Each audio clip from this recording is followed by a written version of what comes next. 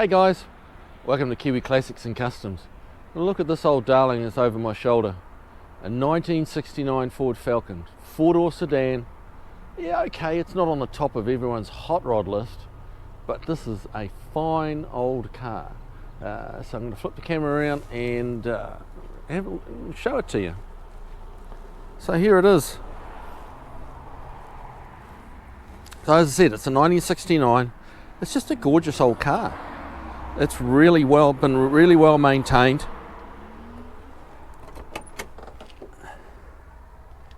You know, you don't have to look really close to see that. This is just a car that's been loved, you know, like all its life, I would say. Sure, it's been repainted, you know.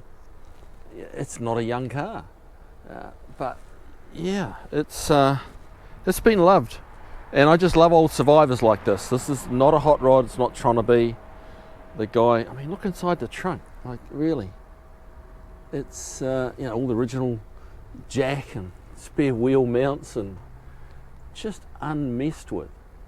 It's I don't know. It's a time capsule. Not a little one, but it's a time capsule.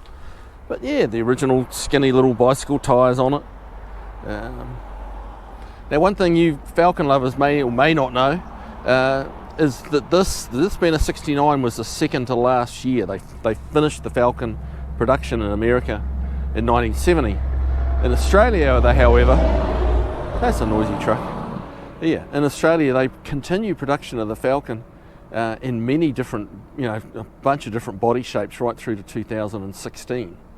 And yeah, they came out and with some big V8s in them. They made a GT with the 351 Cleveland in it.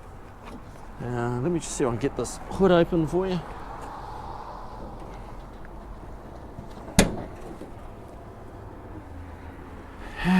There, look at that. Yeah, it's the old 200 six-banger.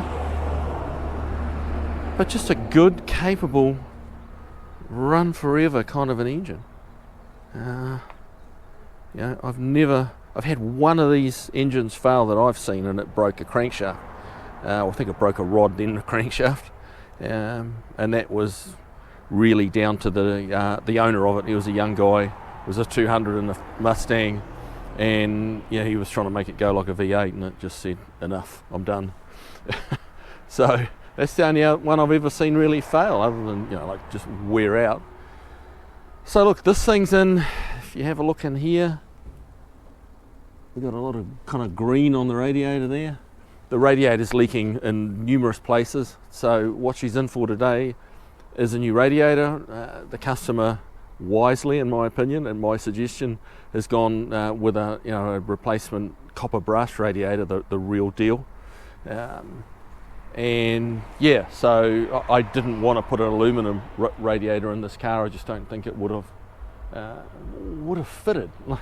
I mean, figuratively, not literally. Obviously, it would have fitted, but yeah. So I'm going to bring this thing inside. We'll get the radiator out of the box, take a quick look at that, throw it in, and this guy can be on his way. And I would say many years more happy motoring. So back in a second. Got the old radiator out. Here's the new one. It's pretty much a mirror image of an exact clone of what came out of it. Now, this I guess is a little plug for US Radiator. They're not giving me anything for it. I just like their products. I want to share that with you guys. Now, it's probably twice the price of what an aluminum one would be. But I just think it fits with the car so much better. I've used these guys often on the restorations we've done. They've got listings for pretty much any car you can think of. It's quite amazing. They're hard to stump. And the product comes in particularly well packaged. You know, there's never any damage to it. Some of the cheaper eBay stuff, you know, you'll get a corner dinged in, or the flange is bent. This is all foam packed, and it's just pretty. It's just a nice piece of kit. So, you know, if you're building a hot rod, sure, put an aluminum radiator in. If you're keeping something and you want that stock look to it, maybe like Large Marge, like she is not. She's going to get a hot rodded engine a little bit, but she will not be getting an aluminum radiator. it just doesn't look kind of period correct, in my opinion. But hey, that's just me. All right, so we got to swap a couple of fittings over, but everything is like just identical, which just makes life easy. So we're going to swap a couple of fittings over, get it in the car, take it for a test drive. Got the radiator in. As you can see, it looks quite at home. Just looks like it should do. Factory style looking radiator. Did put a new top hose on it. Main reason for that was that it had the old wire style clips on it, which had kind of cut into the hose quite a bit. So, you know, it may have been able to seal up with these new style clamps, but there's a chance that it might not have sealed. And it's just, you know, when you're talking about the cooling system in your car, it's just not worth messing with, you know. So yeah, okay, I'm going to slap this GoPro on the dash and we're going to go for a test drive. Back in a second. This is the view from the GoPro hanging on the windshield. Let's just see what this is like. Hope it'll be stable enough for you. I guess we're going to find out. Anyway, as hopefully you've just heard, the thing starts like spectacularly. It just, you know, just the tiniest hit of the key and this old girl starts up. Hang on, just got someone behind us. I can't get out. Perfect timing. Trying to shoot an action-packed video and someone's parked behind me and I can't reverse up. Ah dear. It's too late on a Friday to get all road ragey. Okay. So we'll do our little lap and see what we think of this old girl.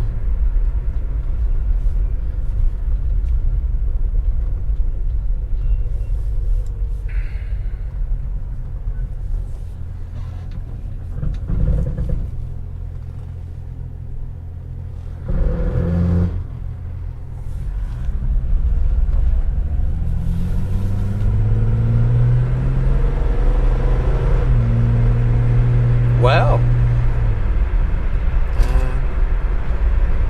For a little tiny 200 cubic inch six banger, this thing is a really pleasant performer, shall we say. It's not fast, but it's very, very competent. It's yeah, you kick it down and it doesn't roar off, but it's accelerating, you know, and it's yeah, this is a very comfortable, competent cruiser, and it drives as good as it looks.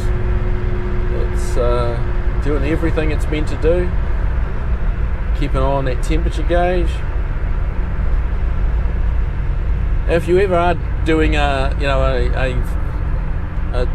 some kind of a repair where you have to drain your cooling system, never assume you've got all the airlocks out of it. Go for a short drive, get it up to temperature, and let it cool off again and check your water, because there's pockets of air can hide. Yeah, you think you've got them all out and it's not always the case, and then next thing you know you're overheating. So yeah, never assume. Just yeah, do your test drive, let it cool off, check the water levels again, and hopefully you won't need any, but maybe you will. And this is your cool old car. It's a cool old car. It's no wonder they were so popular. I mean, they were a budget car, no doubt. Yeah. You know, they weren't. They were nobody's Cadillac or Lincoln. But as far as a means of transport goes, quiet, smooth, reliable, and it's a real treat to find one in this good a condition. So yeah, this guy uses it as a daily driver. He just goes to work and back in it, does his thing. It's just a regular kind of car for him, but it has that cool factor that you can never get in, you know, something made in the 2000s. So I get what he's doing with it. I think it's cool. And yeah, I'm gonna call this one done. It's getting late on Friday. He's picking it up soon, and he can go cruising at the weekend, go out for coffee or whatever on Sunday, and I'm heading home for a little bourbon. And yeah, so you guys take it easy. Hope you enjoyed the video. I think it's a real time capsule, this old girl. And yeah, we'll see you on the next video. Take care, guys.